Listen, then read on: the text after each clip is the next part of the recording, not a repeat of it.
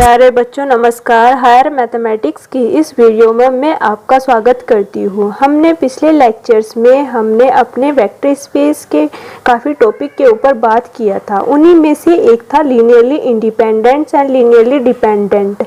Now linearly independent and linearly dependent vector कैसे check किया जाता है हम लोगों ने लास्ट लेक्चर्स में बात की थी। आज के लेक्चर्स में हम कुछ बेसिक प्रॉपर्टी के बारे में बात करेंगे और एक छोटी सी definitions with basis of vector space की वेक्टर स्पेस डेफिनेशंस। इससे पहले लेक्चर स्टार्ट करने से पहले मैं आपको जैसे कि बोलती हूँ मेरे द्वारा पढ़ाया गया आपको अच्छा लगता हो तो नीचे जाकर वीडियो को लाइक और शेयर करना ना भूलिए और अपने अगर आपने अभी तक चैनल को सब्सक्राइब नहीं किया तो जल्दी से कर दीजिए जिससे कि हमें भी मोटिवेशंस मिलता रहे और आपके लिए अच्छे से अच्छी वीडियो लेकर आए। और ये चलते हैं आज के लेक्चर्स पर। क्या है आज के लेक्चर्स में ना जो पहली प्रॉपर्टी है ये अगर हमारे पास में क्या है आपकी फर्स्ट प्रॉपर्टी में अगर हमारे पास में ये linearly independent sets of vectors S है। एक हमने क्या लिया एक linearly independent sets of vectors S क्या लिया हमने। अगर हम लोग एस में कोई सबसेट्स ले लेते हैं क्या लिए हमने कि alpha 1 alpha 2 alpha 3 up to शोन्स अल्फा n और उसी में हमने क्या ले लिया एक S डैश अल्फा 1 अल्फा 2 और अल्फा 3 अप टू शोन्स alpha m where m less than n।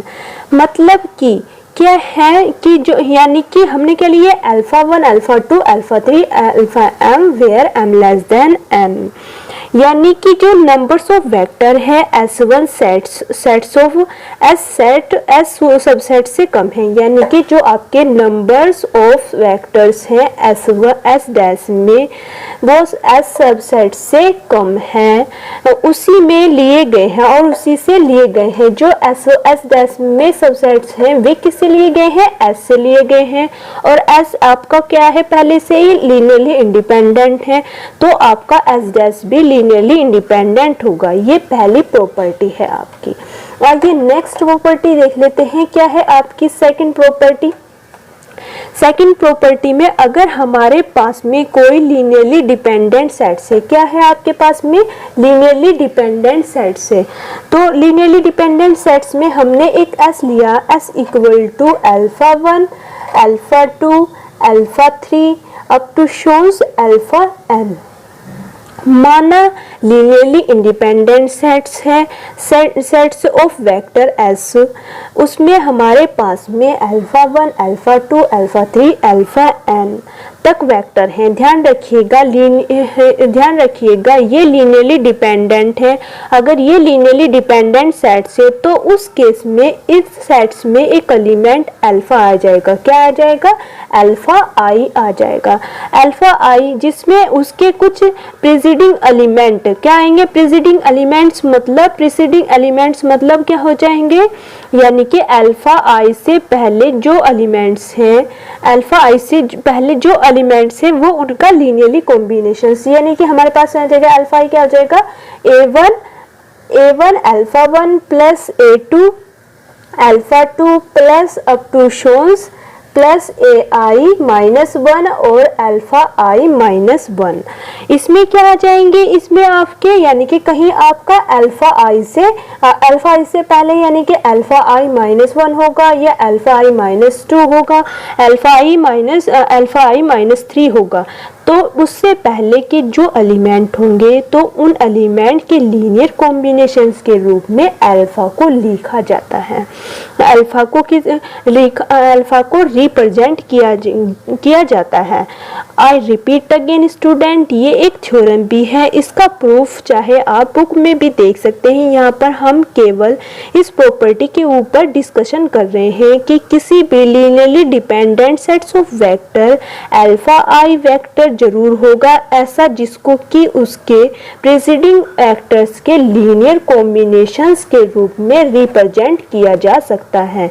इस प्रॉपर्टी को ध्यान रखिएगा बिकॉज ये कई जगह पर यूज होगी।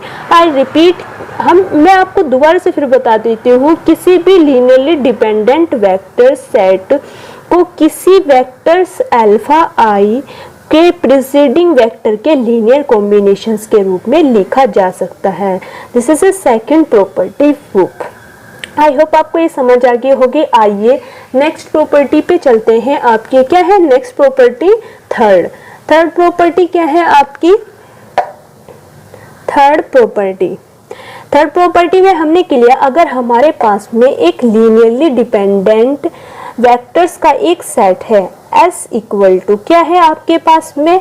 S equal to alpha 1 alpha 2 up to शोन्स alpha n।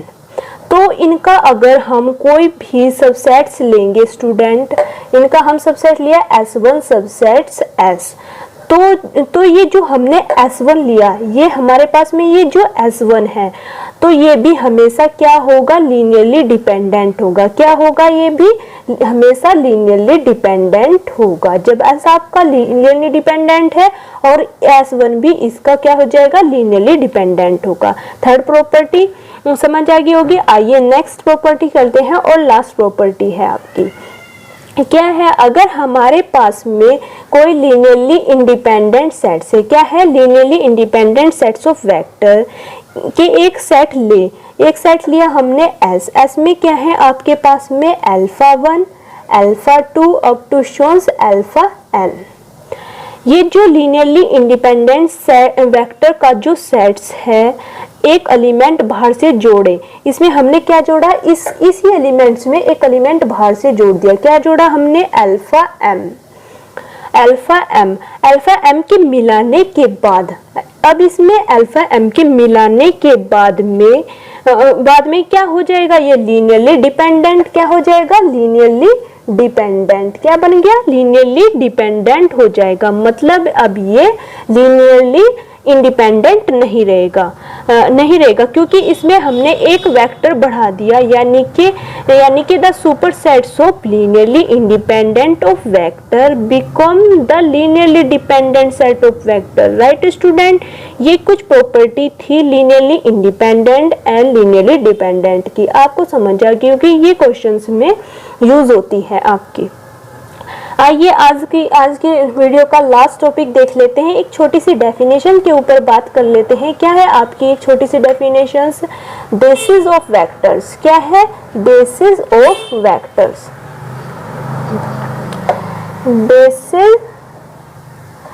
Basis of vector space. Basis of vector space क्या होता है? लेट डेफिनेशन देख लेते हैं। Let VF be the vector space, be the vector space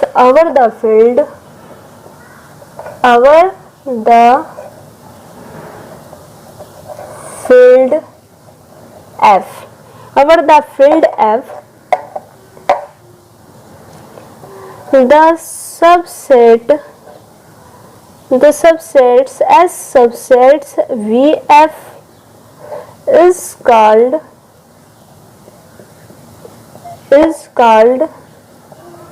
basis of VF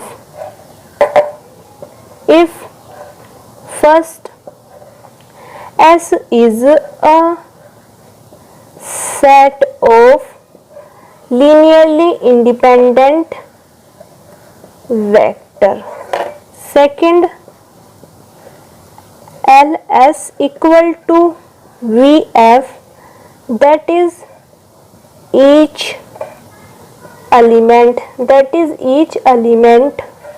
of VF is the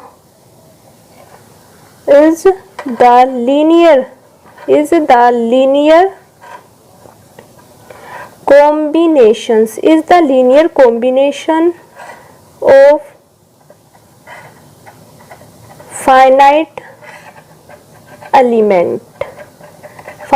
elements of S क्या होगा? This is a definitions of basis of vector space.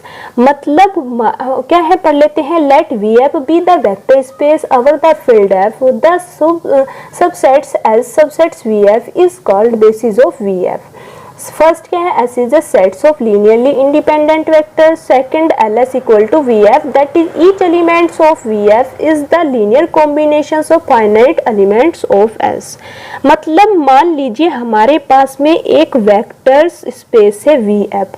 मान लीजिए हमारे पास में एक वेक्टर स्पेस है VF, उसमें वेक्टर्स क्या है? Over the field F। हमारे पास में क्या हो गया? ओवर द फील्ड एफ, और उसका एक सबसेट्स है एस। उसका एक सबसेट्स क्या है? एस। इसी का ही वी एफ का एक सबसेट्स क्या है? एस। मतलब उसी के सेट्स का हमने एक सबसेट ले लिया। समझ आ गया? तो ये जो सबसेट्स है, ये हमारे पास में ये जो सबसेट्स है एस, इसी को हमने क्या कहा? Basis of vector. क्या कहा? Basis of vector.